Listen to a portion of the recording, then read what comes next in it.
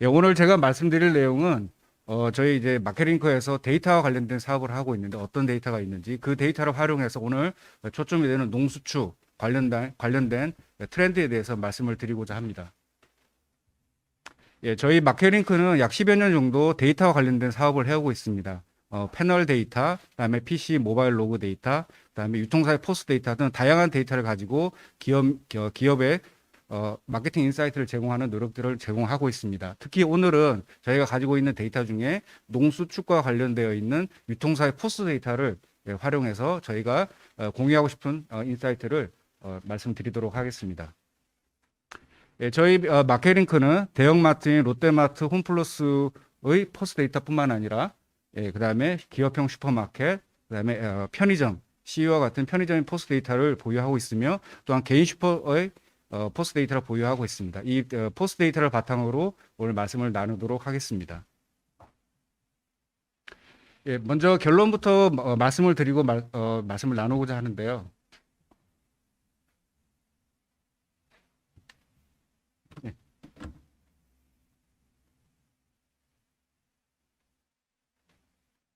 네. 어, 내년도에도 이제 성장하는 영역이 있을 거고 성장하는데 어려움이 있는 영역이 있을 거라고 생각이 듭니다. 먼저 보시는 바와 같이 그리고 잘 아시는 바와 같이 온라인 쇼핑, 그다음에 오프라인 공간의 재활용, 가구 내 소비, 그다음에 소고기나 배달 이러한 부분들에 있어서는 유통업 쪽에서 성장이 예상되는 키워드라고 할 수가 있겠고요. 성장이 좀 힘든 분야 카테고리로서는 어떤 농산물의 가격의 불안정성, 그다음에 수산물, 그다음에 개인 슈퍼나 SSM 등이 성장하는 데 다소 어려움이 있을 거로 예상이 됩니다. 하지만 중간에 있는 코로나19나 식품 FMCG 같은 경우에는 전체적으로 봤을 때는 중간에 있지만 카테고리별로 그 특성에 따라서 어떤 쪽은 플러스, 어떤 쪽은 마이너스로 나타날 것으로 예상이 됩니다.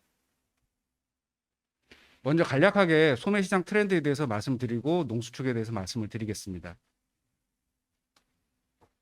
예, 전체적으로 유통시장은 지금까지와는 다르게 식품과 비식품 모두 마이너스 성장을 이루고 있고 내년에도 이러한 오프라인에서의 시장, 유통시장 FMCG는 성장하는 데 다소 어려움이 있을 거라고 예상이 됩니다. 하지만 성장하는 카테고리들의 키워드를 살펴보게 되면 건강, 그다음에 웰빙 이러한 쪽과 관련된 상품들은 지속적으로 이제 성장을 할 것으로 예상이 되고 있고요. 이에 맞추어서 대형마트나 유통업체별로도 이러한 어떤 소비자의 트렌드 및 코로나19 위드 코로나 시대에서 많은 변화가 예상이 되고 있습니다. 예를 들면 대형마트의 경우는 리뉴얼 등 고객을 집객하기 위한 많은 활동들이 예상이 되고 있고요. 온라인은 계속해서 시장은 커지고 있지만 신선식품과 관련된 새벽 배송 등에 대해서 더욱더 경쟁이 치열해질 것으로 예상이 되고 있습니다. 네. 저희가 가지고 있는 유통사의 오프라인 포스 데이터의 카테고리별 실적을 살펴보게 되면 보시는 바와 같이 전체적으로 마이너스 성장을 나타내고 있습니다. 올해 약 마이너스 한 3.5% 정도 되는데요. 이러한 현상은 식품 및 비식품 모두 동일하게 나타나고 있습니다. 특히 비식품이 그 마이너스 성장폭이 조금 더 큰데 그 이유는 저희가 위드 코로나 시대이지만 오프라인 점포를 방문하기보다는 아신 바와 같이 온라인 쪽의 쇼핑이 계속 됨으로써 오프라인에서의 비식품의 경쟁력은 점점 약화되고 있는 추세입니다. 또한 식품 또한 저희가 신선식품이 배송 등을 통해서 계속 고객들이 온라인에서 쇼핑이 많이 이루어지고 있기 때문에 오프라인에서의 식품 성장은 또한 올해 힘들었고 내년에도 성장하기는 어려운 환경으로 예상이 됩니다. 전체적으로 식품이 마이너스 2.7%, 비식품이 약 한 마이너스 13% 정도의 성장이 올해까지 보이고 있습니다. 카테고리별로 봤을 때도 조금 이제 다른 트렌드를 보이고 있는데요. 카테고리를 봤을 때 상승 트렌드, 그러니까 매출이 성장한 트렌드를 카테고리 살펴보게 되면 보시는 바와 같이 축산 가공이라든지 건강, 음료 이런 카테고리에서의 매출 성장이 이루어지는 것을 확인해 볼 수 있습니다. 하지만 생활용품으로 표현되는 탈취제라든지 이러한 부분들은 온라인에서 쇼핑이 가속화됨으로써 오프라인에서 성장은 많이 힘든 상황에 있습니다. 소비 트렌드를 한 네 가지 정도로 이제 정리를 해 보았습니다. 잘 아시는 바와 같이 저희가 이제 코로나19가 이제 일상화되면서 많은 소비의 어떤 트렌드의 변화를 이제 변화를 보이고 있는데요. 초신속 배송 경험이라든지 이러한 부분들에 있어서 고객의 니즈는 계속해서 이제 커지고 있고, 온라인 유통사 및 오프라인 유통사가 이러한 배송에 대한 니즈를 맞추기 위해서 많은 변화를 이루어내고 있습니다. 또한 가구 내 소비가 좀 더 증가함으로써 농수축과 관련된 농수축과 관련된 카테고리에서도 그 변화 양상이 다르게 나타나고 있는데요. 그 부분에 있어서는 이후에 좀 더 자세히 말씀을 드리겠습니다. 또한 저희가 이런 리테일 테크가 점점 가속화되고 있습니다. 많은 오프라인 유통사들이 무인 점포를 오픈하는 등 AI 빅데이터를 활용해서 좀 더 현재의 운영 모델을 개선하고자 하는 노력들을 이뤄내고 있고요. 이러한 것들에 대해서 우리 소비자들도 점점 적응해 가는 것을 확인해 볼 수가 있겠습니다. 코로나 전후로 카테고리의 상위 카테고리의 매출 집중도를 살펴보았습니다. 이 페이지를 통해서 전달해 드리고자 했던 내용은 왼쪽에 보시면 카테고리의 탑10 카테고리의 집중도가 이제 떨어지는 그 매출의 점유율이 떨어지는 카테고리인데요. 즉 제조사들이 다양한 상품을 출시함으로 인해서 오프라인 유통사에서는 고객의 다양한 니즈를 맞추기 위한 구색에 대한 고민을 하는 카테고리가 되겠습니다. 반대로 오른쪽에 나와 있는 수산 통조림이라든지 이러한 카테고리들은 좀 더 탑셀링 상품 위주로 시장에 재편되는 그런 카테고리로 나타나고 있습니다. 다음으로 유통업태별로 간략하게 짚고 넘어가겠습니다. 저희 그 매출이 인격이라는 말이 저희가 이제 그 농담 삼아 하는 얘기도 한데요. 매출을 구성하는 요소로서 크게 객수와 이제 객단가로 저희가 그 내용을 살펴보았을 때 각 현재 유통업태별로 고민하는 내용은 조금씩 다른 것 같습니다. 한 장으로 이제 정리를 저희가 유통업태별로 어떠한 내용들이 진행되고 있는지를 정리를 했는데 간단하게 정리를 해보면 배송, 그다음에 신선, 자동화라는 공통의 키워드로 묶을 수 있을 것 같습니다. 배송이라 하는 부분은 현재의 어떤 코로나 환경이라든지 이러한 부분에 있어서 자연스럽게 소비자의 니즈가 증가하고 있는 부분이고 이에 맞추어서 유통업체들도 많이 변화를 이뤄내고 있고요.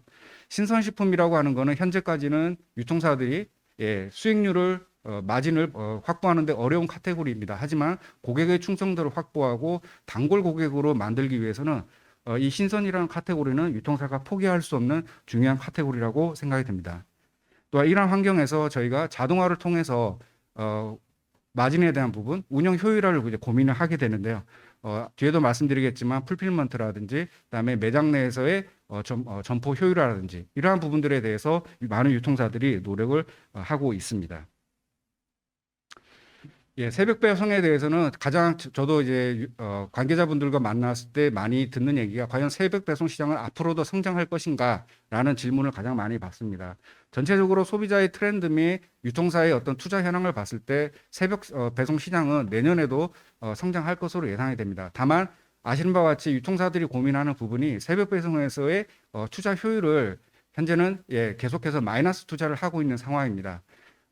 일단 저희가 잘 아시는 쿠팡이나 그다음에 쓱닷컴이나 네이버 이러한 플레이어들이 지속적으로 이제 새벽 배송 시장에 있어서는 투자를 이제 할 것으로 예상이 되고 있는데요. 이러한 부분에 있어서 양적인 성장을 이루어낼 수 있겠지만 질적인 성장에 있어서는 내년 한 해도 좀 어렵지 않나 이렇게 판단이 됩니다.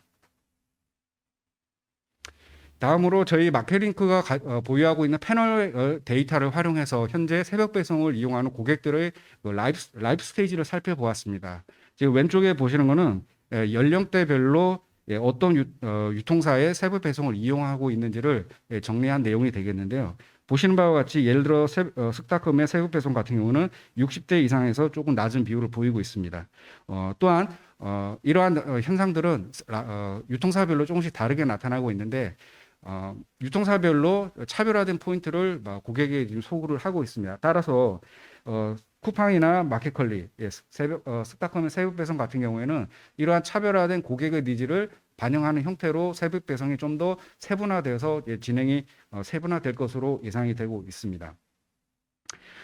또 한 번 말씀드리겠지만 새벽 배송은 고객의 니즈에 부합을 하는 서비스라고 할 수 있겠습니다. 하지만 이 상품을 공급을 하고 유통을 하는 유통사 입장에서는 아직까지는 필요는 한데 뭔가 수익적인 면에 있어서는 아직 해답을 찾고 있지 못한 그런 상황이라고 생각이 듭니다.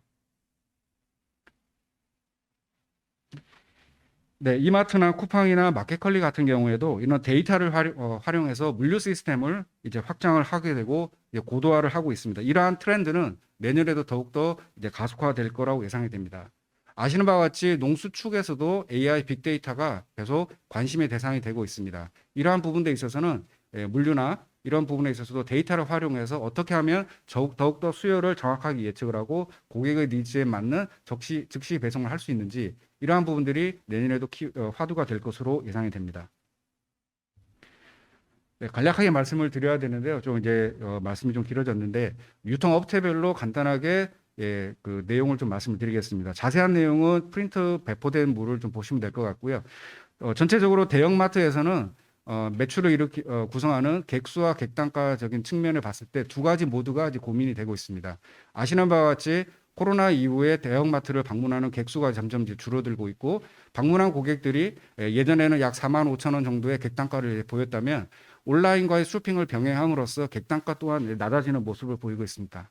그러다 보니 대형마트에서는 어떻게 하면 그 고객들을 좀 더 자주 방문하고 할 수 있을까? 그리고 온 고객들이 좀 더 오래 머무르게 할 수 있을까?에 대한 두 가지 고민을 동시에 하고 있는 현재 유통 채널 중에서는 가장 고민해야 되는 부분이 많은 그런 채널로 생각이 됩니다. 하지만 점포 리뉴얼 등을 통해서 객수를 모집하고 또한 차별화된 전문관 등을 오픈을 통해서 객단가 부분을 확보할 것으로 예상이 됩니다. 기업형 체인 슈퍼 같은 경우는 전체적으로 봤을 때 객수가 좀 문제인 좀 이슈인 카테고리가 유통 채널로서 확인이 되고 있습니다. 하지만 배송, 간편식, 차별화된 데일리 먹거리에 대한 상품 차별화를 통해서 내년에도 경쟁력 확보를 위한 노력들을 할 것으로 예상이 됩니다.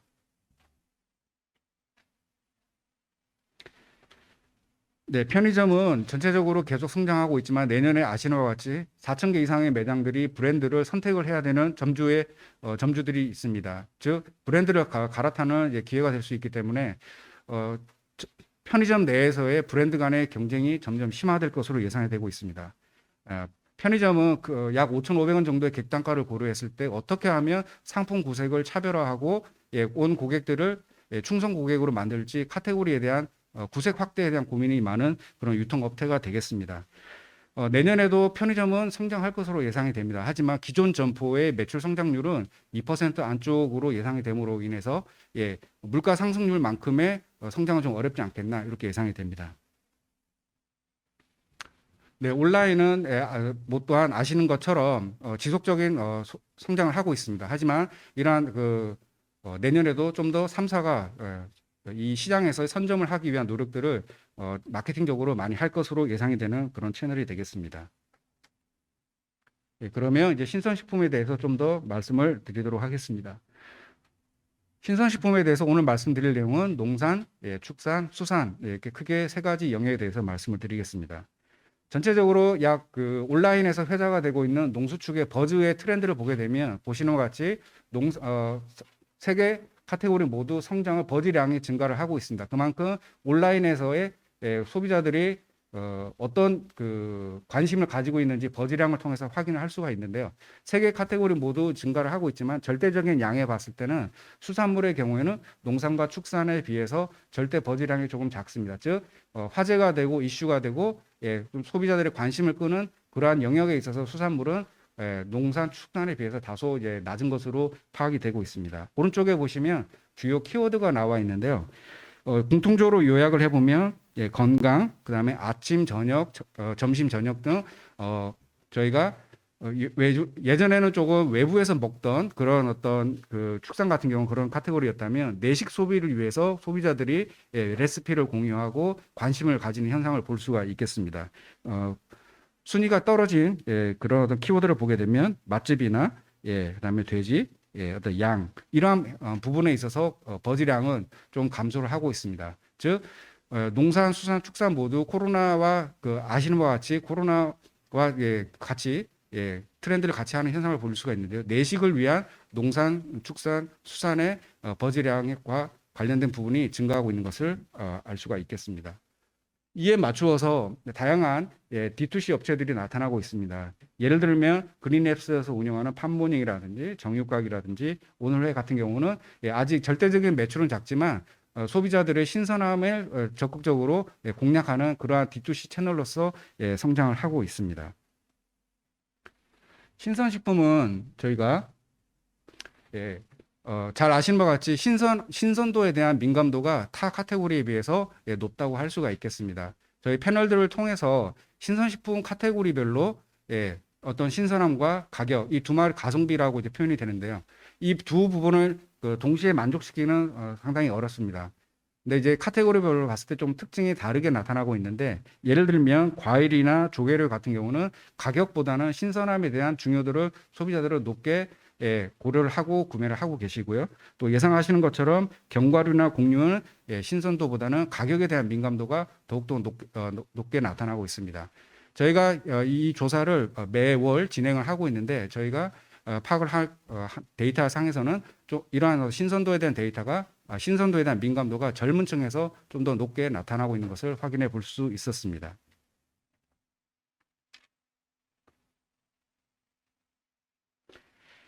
네, 저희 마케링크에서는 앞서 말씀드린 것처럼 유통사의 포스 데이터를 보유를 하고 있습니다. 그러다 보니까 현재 농산, 축산, 수산, 정부기관과 함께 소비의 트렌드에 대해서 분석을 진행을 하고 있고요. 오늘 그 내용에 대해서 일부를 발췌를 해서 말씀을 드리겠습니다.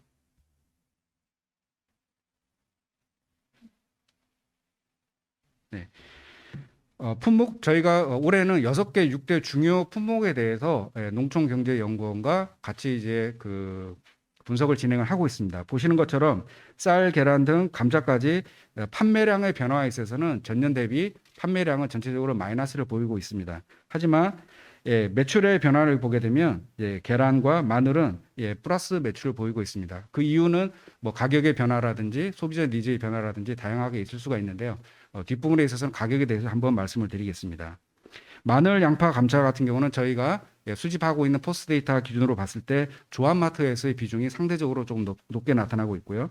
쌀이나 계란, 김치 같은 경우에는 대형마트에서의 비중이 상당히 높게 나타나고 있습니다. 계란은 개인 슈퍼에서의 매출 비중이 또한 높게 나타나고 있습니다.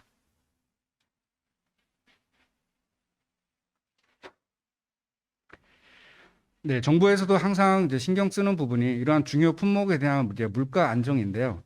보시는 거는 2019년 판매 가격을 이제 100을 기준으로 보았을 때 각 6대 품목이 어떠한 가격 변화를 일으키고 있는지를 정리한 내용이 되겠습니다.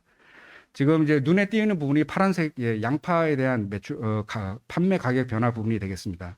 양파는 보시는 것처럼 현재 저희가 트래킹하고 있는 품목 중에서 가격 변화가 이제 가장 심하게 나타나고 있고요. 계란 같은 경우에도 저희가 올해 6월 달 이후부터 지속적으로 판매 가격이 상승하는 것을 확인해 볼 수가 있겠습니다.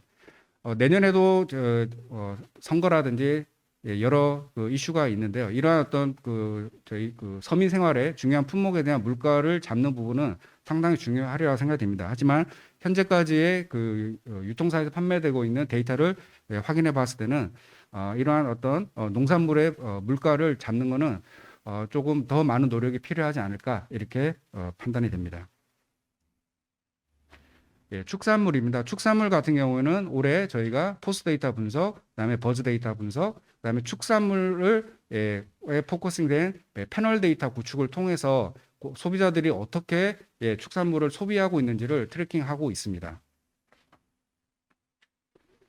앞서 말씀드릴 때 이제 소고기 같은 경우는 저희가 좀 더 긍정적인 성장 기회가 많은 카테고리라고 말씀을 드렸고, 돼지고기 같은 경우는 내년에 좀 성장이 조금 어려운 카테고리로 저는 이제 분류를 했었습니다. 그 이유가 저희가 매출 데이터로 봤을 때 코로나 작년이죠.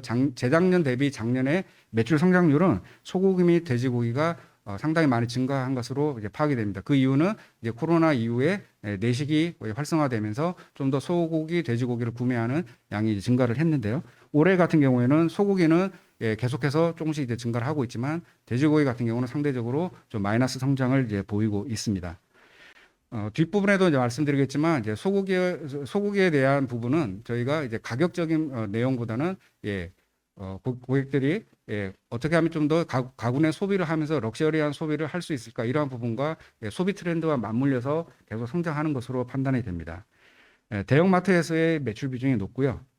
돼지고기 같은 경우는 정육점에서의 매출 비중이 높습니다. 따라서 저희가 정육점에서 판매되고 있는 이런 어떤 돼지고기들이 소비자들이 좀 더 피부에 와닿는 그런 어떤 품질에 대한 평가, 가격에 대한 평가를 하는 것으로 알 수가 있겠습니다. 구매 채널에 대한 이용 이유를 살펴보더라도 명확하게 나타나는데요. 가장 큰 저희가 매장을 선택하는 이유는 근거리 쇼핑이라든지 원스톱 쇼핑이라든지 이러한 부분과 관련이 되어 있습니다. 하지만 채널별로 봤을 때 소고기의 경우에는 3순위로 판매 가격에 대한 저렴한 판매 가격에 대한 이용 이유가 높게 나타났습니다. 즉 소비자마다 본인이 주로 이용하는 채널에서의 어떤 가격 민감도가 이제 고려가 되는 것인데요.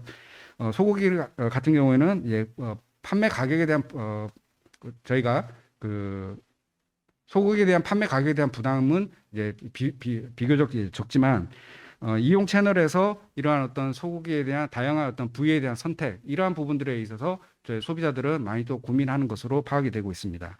돼지고기 같은 경우는 특히 이제 조합마트에서 보게 되면 조합마트를 이용하는 고객들은 원산지 표기에 대한 부분에 있어서 중요하게 고려하는 요소로 파악이 되고 있습니다. 네, 축산물 이제 소비와 관련해서는 고객들이 어떻게 이 소비를 하는지 버즈를 통해서 저희가 이제 확인해 볼 수가 있겠는데요.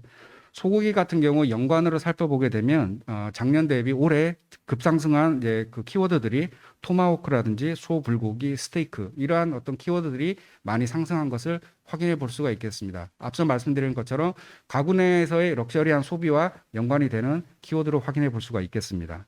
또한 돼지고기 같은 경우는 목심이나 돈가스 이런 키워드들이 성장이 주목할 만합니다. 닭과 관련해서는 닭칼국수라든지 닭가슴살, 건강이나 백종원의 TV라든지 이러한 어떤 영향을 받아서 이러한 부분들에 있어서 키워드가 상승한 것으로 확인할 수가 있고요.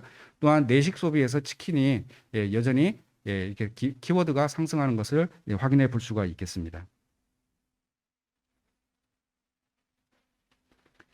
부위별로 살펴보았을 때 소고기 같은 경우에는 선호하는 부위로서 등심이 다른 부위에 비해서 높게 나타났습니다. 매출로 확인해 봤을 때도 등심이 높게 가장 매출 비중이 높은 것으로 확인할 수가 있었고요. 오늘 장표에는 넣지 못했는데 대형마트에서의 온오프라인을 이제 구분해서 살펴보게 되면 오프라인에서는 등심과 이제 부채살의 매출 비중이 높게 나타났고요. 온라인에서는 등심과 갈비살의 매출 비중이 20% 이상씩으로 높게 나타나는 그런 부위가 되겠습니다. 돼지고기는 저희가 이제 삼겹살에 대한 선호 부위라든지 매출이 타 부위에 비해서 절대적으로 높게 나타난 것을 확인해 볼 수 있습니다. 오른쪽에는 저희가 이제 선호하는 요리 형태에 대한 것을 저희가 이제 패널의 패널의 데이터를 통해서 이제 확인을 하고 있는데요. 아쉽게도 오늘은 이런 트렌드를 이제 부위에 대해서는 말씀 못 드리지만 전체적으로 최근에 저희가 수집을 하고 있는 데이터를 봤을 때는 구이에 대한 비중이 조금씩 감소하는 것을 확인해 볼 수가 있겠습니다. 그만큼 이 소고기나 불고기를 먹는 그런 형태가 좀 더 다양해지고 있는 것을 확인해 볼 수가 있었습니다. 네, 버즈에 대한 내용을 간략하게 하나만 더 말씀을 드리겠습니다. 특히 소고기 같은 경우는 밀키트라든지 이러한 부분들의 키워드들이 예전에 비해서 높게 나타난 것을 이제 확인해 볼 수가 있었고요. 돼지고기 같은 경우는 레시피, 그러니까 돼지고기를 이용한 요리에 대해서 좀 더 높은 관심을 보이는 것으로 키워드 분석에서 나타나고 있습니다. 앞서 이제 치킨에 대한 말씀을 드렸었는데요.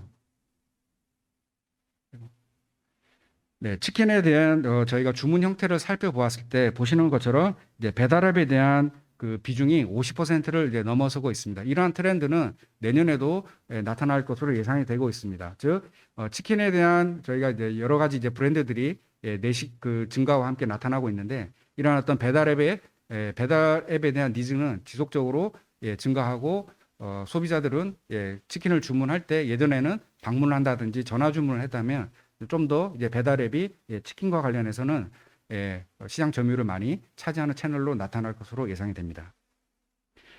시간 관계상 제가 준비한 동영상은 좀 생략을 하고요. 내용은 미트박스에서의 무인 점포에 관련된 내용인데요.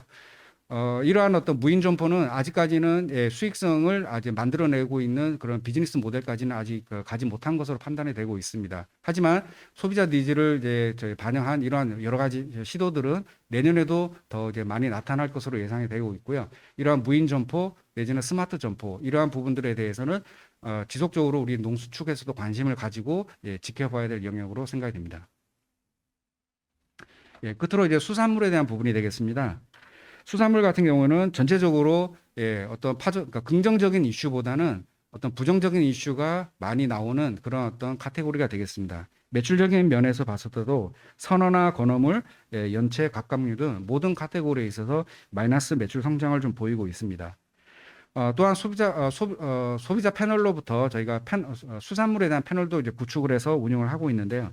보시는 것처럼 수산물을 소비하는 채널로서는 횟집, 포장, 대형 소매점, 배달 이러한 부분 순으로 현재 소비가 되고 있는 것을 이제 확인해 볼 수가 있습니다. 기회가 된다면 나중에 이러한 부분들이 어떻게 변해가고 있는지 다음번에 또 말씀을 드렸으면 좋겠습니다. 네, 끝으로 전체적으로 요약을 해보게 되면 오늘 이제 포스 데이터를 가지고 이제 농수축에 대한 어떤 소비자의 변화 등을 이제 말씀을 드렸었는데요.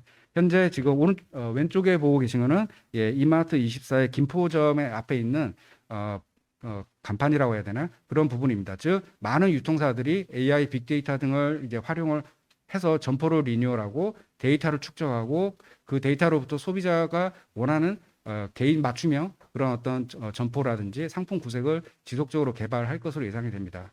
아시는 것처럼 편의점에서의 농수축의 매출 비중은 그렇게 높지는 않습니다. 하지만 이러한 코로나 이후에 그 가구의 어떤 소비 변화를 고려했을 때 편의점에서의 농수축의 매출 비중은 지속적으로 이제 올라갈 것으로 예상이 되고 있고요. 아직은 이르긴 하지만 메타버스에서도 우리 농수축과 관련된 다양한 시도들이 내년에도 더욱더 활발히 진행될 것으로 예상이 됩니다. 시간 관계상 제가 준비했던 그 스마트 스토어에 관련해서는 유인물을 참조해 주셨으면 좋겠고요. 저희 마케링크에서는 현재 지금 나들 가게와 같은 소상공인들을 위한 스마트 스토어의 그 작업을 진행을 하고 있습니다.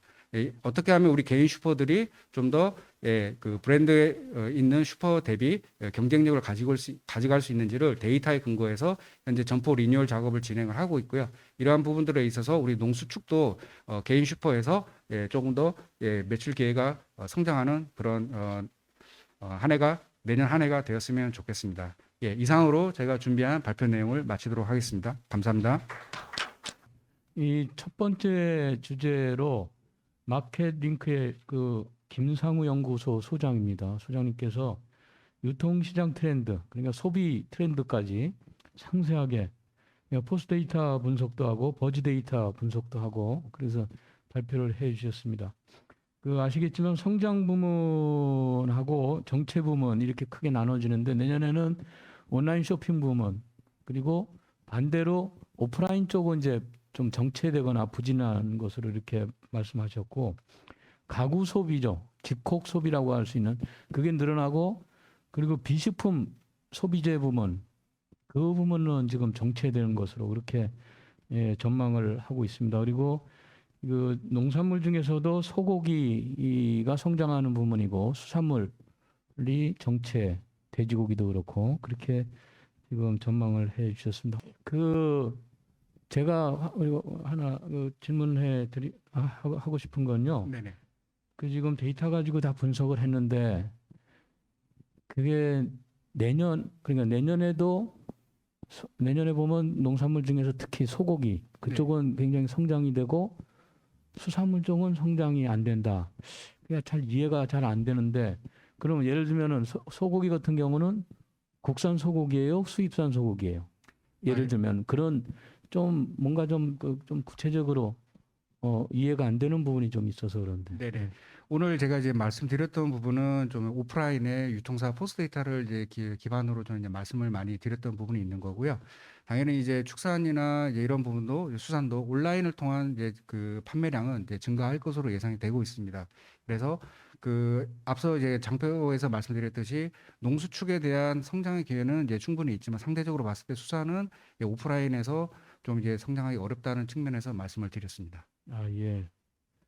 그 말씀하신 중에 FMCG라고 이렇게 나와 있는데 그건 일용 소비재입니다. 그러니까 생활용품에는 식품하고 비식품이 이렇게 나눠져서 오늘 이제 전망하고 그런 게 그렇게 이해를 하시면 됩니다. 이 그러니까 그 마켓링크가 데이터를 많이 가지고 있습니다. 제가 들은 바로는 그 닐슨 컴퍼니에 계실 때도 아마 그걸 다 한 것 같은데 포스 데이터니 굉장히 많은 데이터 가지고 계속 분석을 해서 그 전망을 하고 그렇게 하고 있는 것으로 알고 있습니다. 오늘 그 굉장히 많은 그 전망을 해 주셨습니다. 잘 보시고 그리고 혹시 궁금한 거 있으면은 개인적으로 연락도 하고 그렇게 해 줬으면 좋겠습니다. 오늘 귀중한 발표를 해 주신 김상우 그 마켓링크 연구소장님께 감사드립니다. 여러분 박수로 부탁합니다.